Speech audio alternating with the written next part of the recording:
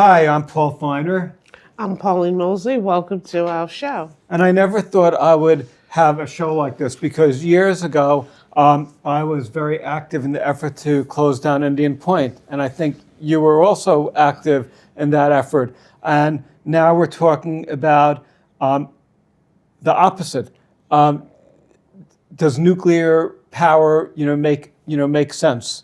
And my guest is Peter Wolf, who's an expert on nuclear energy and very passionate about the issue. And he's going to tell us a little bit about the advantages of nuclear power. Was I wrong years ago in supporting the efforts to close down Indian Point? Well, I don't think so, Paul. As you know, I was very active in that effort as well. And I'm still glad that Indian Point is closed. It was ill-conceived and it's just in the wrong place. But you're correct, I'm very much in favor of nuclear energy. There are 3 plants that are upstate New York that are still providing, I think, about 30% of the power to New York, and they're functioning very well. And the big excitement now is that there's something that we call new nuclear. And the concept there is that they're going to be small reactors, so they're modular reactors, and they've been now first we're in the design stage, now they're in the development stage, and soon we'll be able to deploy them. And they have a great deal of flexibility, and they'll provide a lot of the power that's needed. So to back up, why did I change? I didn't really change. I always thought that being pro-nuclear or anti-nuclear was always the wrong question. I think that Indian Point was placed in a very poor place. And What was poor about it? Well, I think, for example, Indian Point 3, which was in operation, was deemed by the Nuclear Regulatory Commission to be the plant most vulnerable to earthquake in the entire country, even including California with the San Andreas Fault and so forth. But there were a lot of other things. I mean, one of the things that I really provoked my opposition is they put a natural gas pipeline 105 feet away from Indian Point, and there's about 1 pipeline accident every day almost, if you look at FERC's records.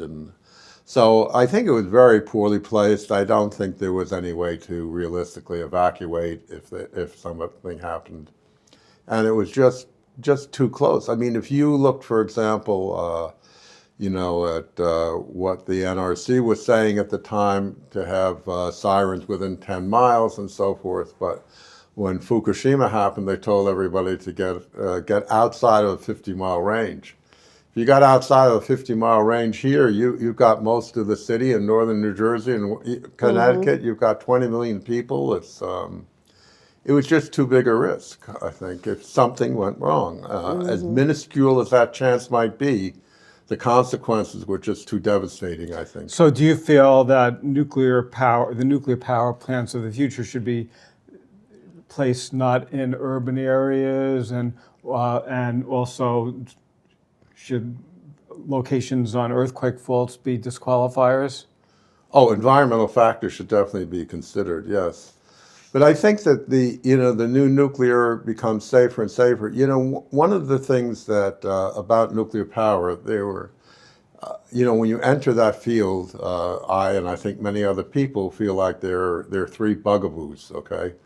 One is safety, one is waste, and one is cost. And when you look at it, say in terms of the production of electricity per kilowatt hour, nuclear is actually about the safest form of energy there is. I mean, you have nuclear, it's sort of like at the bottom is nuclear and wind and solar, to some degree hydro, and much, much safer than any of the others. So you have this whole aspect about safety. I think nuclear is very safe. The problem is that when you have an accident at Chernobyl or Fukushima, whatever it is, it's like an airplane crash. You don't say, okay, I'm not going to, you know that flying per mile is much, much safer than driving, but it's the headlines are grabbed when there's an airplane crash. And are the nuclear power? I'm sorry. I just wanted to finish the three things. The second one is nuclear waste. I think that's also an issue that has received way too much attention. Nuclear waste is not a problem, again, on a relative basis, okay? You never heard of anybody being injured by nuclear waste. They're over, do you realize worldwide there are over 1 million shipments of nuclear material every year? And you don't hear about any of these problems. The Navy's been doing this for 70 years. You don't hear about problems. I think this thing about the waste is way overblown. So then you get to the issue of cost. So cost that is a true issue. If you were building nuclear power plants today on a kilowatt hour basis, they're more expensive than, say, natural gas, okay? No question about it. But if you look at the new nuclear, where they're, instead of building it, on site one by one, like an Indian Point here and a 9 Mile there and so forth, but these new plants are going to be built in the factories. And the more that they build, the lower the per unit cost is, okay? So this is all going to come down. And, the projections are that other forms of energy are going to increase in price, like natural gas, and not be as available as they were. So there's a whole new perspective on this. I think new nuclear is really important. And the last thing, which is for me the first thing, is the reason I'm in this, which is what you asked about, is because I want to have the means by which to address climate change. And I think nuclear, and especially new nuclear, are really the way to go. Are the nuclear plants, the new nuclear plants that are being built, is it much different than, say, the Indian Point plant when they're designing it? Yes. So, Yes. What are some of, you mentioned there's different models. Could you highlight, what's sort of different if they Sure. Well, by the way, they're now being, as I say, they're a demonstration of 60 to 80 technologies in the US, over 100 worldwide. Most of those technologies have to do with the cooling system. And that is what's going to there's going to be a shakeout in it, and then things are going to start to go. The reason they're going to start to go is because the US government has been putting a lot of emphasis on nuclear and new nuclear. And there are now programs for the Army to get these new nuclear plants on their sites and be able to use them. They have great advantages like being portable. So if they had a military force going somewhere, they don't want to rely on somebody else's energy. They can take the new nuclear. Or if you have a climate catastrophe, you can use these because a lot of them are portable. Some of them are very small. They can be used in series. Also, the safety factor, a lot of them are recycling their own fuel. So in Indian Point, they always had to close down, I think about every 18 months for 10 to 20 days while they were refueling. These last for 5 or 10 years, or the life of 20 years. So there's a lot of different new technologies. So could you anticipate, say, 10 years from now, say, new nuclear, like the small little new nuclear initiatives, say, in shopping centers and things like that, or would there be just always a plant? Well, I think what you're talking about are microgrids, which are starting now, and certainly that potential is there. And the one thing that we can't quite foresee yet is the impact of AI. How small can these plants get? Certainly, a lot of these modular plants are being made for example, Dow Chemical bought a plant to use at one of their chemical factories, okay?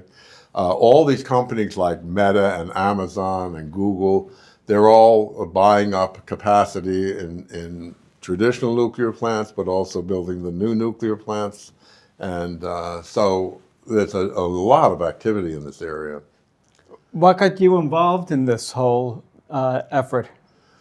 Well, as I mentioned, I started because I was the operations duty officer for the U.S. Coast Guard. This is, 40, 50 years ago, and Indian Point was in our district.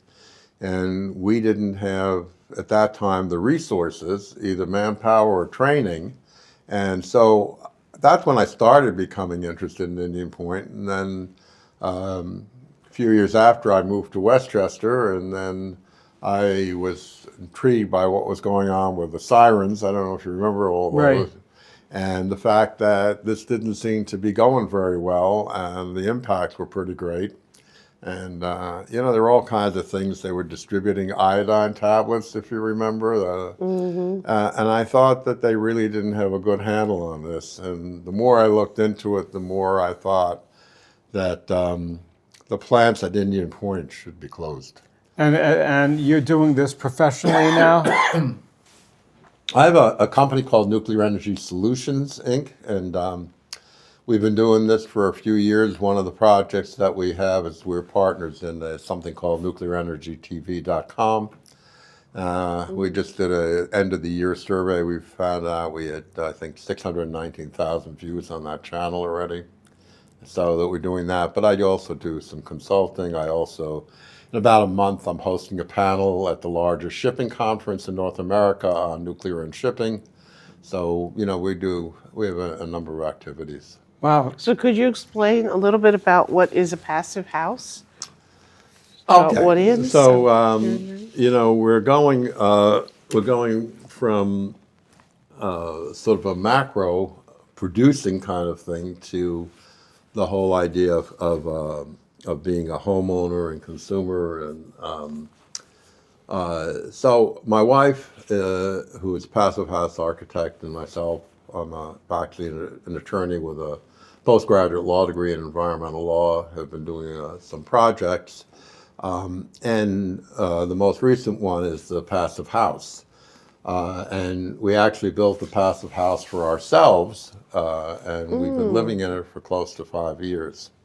So I think they're going to, we're sending this video which explains exactly what a passive house is. Passive house explained in 90 seconds. Does your house have a heater in the basement or maybe a fireplace?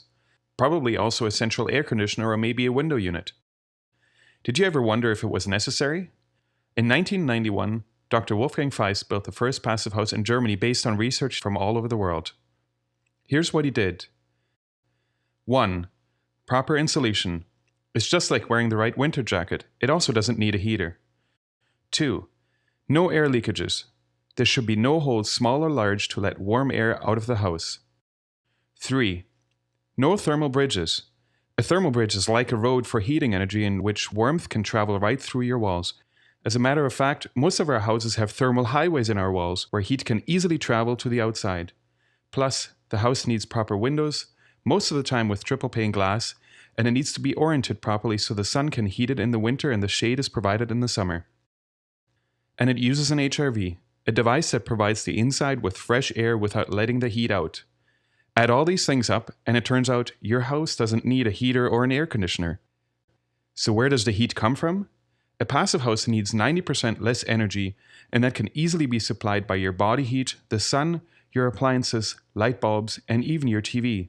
This saves you a lot of money on your heating bill and helps preserve the environment. The whole idea is that you are enclosing into an envelope, which is basically with insulation and special windows and something, so that you are enclosing that area and you can reduce the consumption of power by up to 90% with this system. Wow. So the analogy my wife likes to use, which I think is great, is the down jacket. When you put on a down jacket, what you're doing is holding your body heat in. So that's the whole term passive house. Passive means you're not running an energy system all the time. You're running it very few. We have a little booster in the summer and winter for air conditioning or heat if we need it, but most of the time we're using the sun coming in to these large windows, and the energy stays in the house. We also have a ventilation system, so we've an air change more than once an hour so that it's actually more healthy to live there.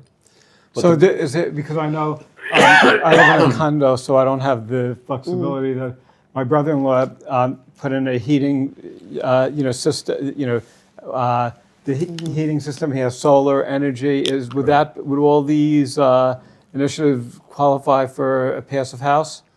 Or is Well, it yeah, I mean, in other words, what I said was the passive house keeps about 90%. Right. The other 10%, we have solar panels. I also have a battery system, so we can actually go off the grid. And do you need, and is there any special zoning, approvals or zoning changes to have a passive house? Like, could anybody in Greenburgh just say, I want to have a passive house, or would the town have to change the laws, our zoning laws? I don't know about the town of Greenburgh. What but about other communities? We're in the village of Hastings on Hudson, and we had to submit the plans for the solar panels Right. to the building department. Which and we have a lot of solar. Yeah, so they had to approve it. And also, when we outfitted the whole thing, so we have, the solar panels and the inverter and the batteries and so forth. But, we had to install a special box so that the fire department could come and actually turn everything off from the outside if they needed to. So you do need to have this planned out. And So is this just expensive? Is this a expensive pursuit if one wanted to have a passive house? It depends how you look at it. I see. So when we started, maybe it cost 25% more to make a passive house. Today, maybe it's 8%, okay?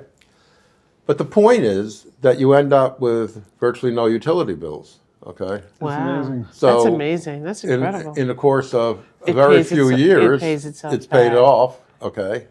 And you have the system. I mean, we have virtually no energy bill. But That's That's amazing. incredible. Yeah. That's unbelievable, so actually. we're just paying a hookup charge to Con Ed. So why does the hookup charge? Well, what happens is Wow. that you end up with a two-way meter, okay? So say in March, April, May, June, July, August, September, October, you're putting, I like to make an analogy like a bank. You're depositing all these kilowatt hours into your bank with Con Ed, okay? So November, December, January, and February, when there's very little sun, you're using more electricity than you're making, so that the wheel starts going back. But at the end of the day, we make about 15% more energy than we consume. So if we, for example, had an electric car, we could plug in an electric car and basically charge it for nothing. So all you have is that hookup charge. Boy, that's amazing. That's incredible. So if our viewers wanted to learn more of this, do you have a website or do you have a phone number? Right, is Or this how something could your business- Is this business due? That well, we contact you or do we I would contact you say as a you look consultant? to well, help my us with wife this? is a passive house architect. Oh, okay. And she's certified in passive house and certified in LEED, so she does a lot of the passive house projects. So how can we contact her then? Does she have a She website does. or could you want to share that with us? Sure. It's cgastudio.com. Her name is Christina Griffin, so it's sometimes Christina Griffin Architect, but it's cgastudio.com. There's also a lot of information on say NYSERDA has information on it. But you were asking about the cost. It depends on when you're building it because there are always a certain number of rebates to do solar or to do a passive house or to do heat pumps or to do whatever it is. And you have to look at it. They're both federal and state. But I just want to tell you a little anecdote about the reason that I put the batteries in, okay? If you remember Superstorm Sandy, Right. my mother lived on Long Island, and after 6 days of no electricity, she called up and said, "Come get me." And so we brought her home, and she stayed with us for 12 days. She didn't have electricity turned back on until day 19. okay? Wow, yeah, I said, that's yeah. not happening here. The beautiful part about the system that I created with the batteries is that they charge and discharge at the same time, so that not theoretically, but in actuality, no matter how long the grid would be out, we could work on our batteries, and the batteries keep recharging, and we would always have electricity. So there are several aspects of what we did. The passive house is one, okay? This is what I call resiliency. We also did aging in place so that you can stay in your own home. But the whole idea about this was to be self-sufficient. That's It really great. is incredible. That With is. solar subsidies drying up because the president Yeah. is cutting back on, on all these grants, is it still, does it still make sense for people to explore the passive house and solarizing and everything, even without the grants? Yes. So, the key word, which is not very sexy, but the key word is insulation, okay? So, I said we live in a passive house. What we did actually, we bought a house that was built in 1905, and it was being sold as a handyman special. But we basically kept what we could and gutted the rest, and then did the insulation, the whole package, okay? Wow. So they had out back, looked like a garage, it was actually a stable. And so, there was no point in taking all that down. But what we did was we insulated it so that, the electric consumption is way, way down. So we're probably 80 to 90% toward the passive house standard, which is actually an energy standard. And we're almost there. And this is the point, I think, for the viewing audience, that even if you're not building a new house, say you're putting on a new wing or you're doing a renovation or something, the thing that really makes a large difference is the insulation and the windows. Our windows are triple pane with argon in them. Because what happens is that people lose so much heat. This is one of the reasons these bills are so high. They're losing heat. It's going out through the windows, through the doors, through the slats, through the nail holes, through. So I'm just thinking, like, you always see on TV, they say companies that are saying, "Oh, we'll redo your windows," but and then you get ads in the mail. Yeah. So it really pays to redo the windows every insulation. after Well, how it's many the- years? It's the windows and the window frames. It's very difficult. What we're trying to do in promoting the passive house is to have more and more of the materials made in the U.S. Because a lot of the popular window companies still don't have the proper frames. Okay, so you have to know a little bit about it. It's not that hard to find out, and a lot of the information is on the internet. There are countless numbers of videos on how to do this. So if somebody has, like, say, a 30-year-old house or a Right. 40-year-old house, does it pay to spend the money just on the window replacement? When you see these ads. You have to do a case-by-case Yeah. analysis. A lot of times it's not. I mean, people come to me and they go, "Oh, we wanted to do the same type thing with a passive house that you did, but if the house is not oriented to be, say, facing south, or if there are a lot of trees blocking it, Yeah. they're not going to get the solar energy coming in, which is a big part of the passive house." So it's really a case-by-case analysis. But another thing that can be done, as we were talking earlier about microgrids, there are ways to try to get, say, if you had an apartment building, to have some kind of a unit, that could save energy by doing that. So, I've actually a cousin who does that. They build. If there's somebody building a large tract of houses, they'll have like a little power center where they can get all the power in. And then if you have dual rate metering, where it's much lower at night, they can keep that, and they use batteries, okay?